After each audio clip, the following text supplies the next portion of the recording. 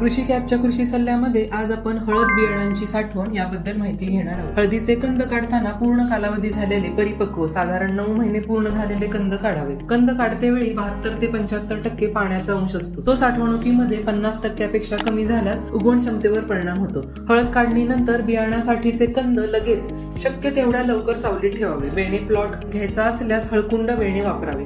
व्यापारी दृष्टिकोनातून लागवडीसाठी मातृकंद किंवा बंडा वापरावा. बेणे साठवणुकीसाठी हळदी पाला, पाचड, गव्हाचे काड, वाळलेले गवत यांचा वापर करावा. वापरापूर्वी हे सर्व घटक क्विनॉल फॉस 2 मिली अधिक कार्बाडेन्झिम 1 ग्रॅम प्रति लिटर पाणी या प्रमाणात तयार केलेल्या द्रावणामध्ये फवारून निर्जंतुक करून घ्यावेत. निर्जंतुकीकरणानंतर हे घटक उन्हामध्ये चांगले वाळवून घ्यावेत. बेणे सावलीमध्ये हवेशीर ठिकाणी साठवावे. बंद खोलीत हवा खिळती राहत नाही अशा ठिकाणी बेणे साठवू नये. बेण्याच्या मुळ्या काढू नयेत. मुळ्या काढल्यामुळे कंदास इजा होऊन साठवणुकीत कंद सडतात. बेणे साठवताना त्याच्यावर कार्बाडेन्झिम 1 किलो प्रति टन बेणे या प्रमाणात धुरावे. बेणे बुरशीनाशकाच्या द्रावणामध्ये बुडवू नये. बेण्याचा 3 फूट उंच व जरुरीप्रमाणे लांबीचा ढीग करावा.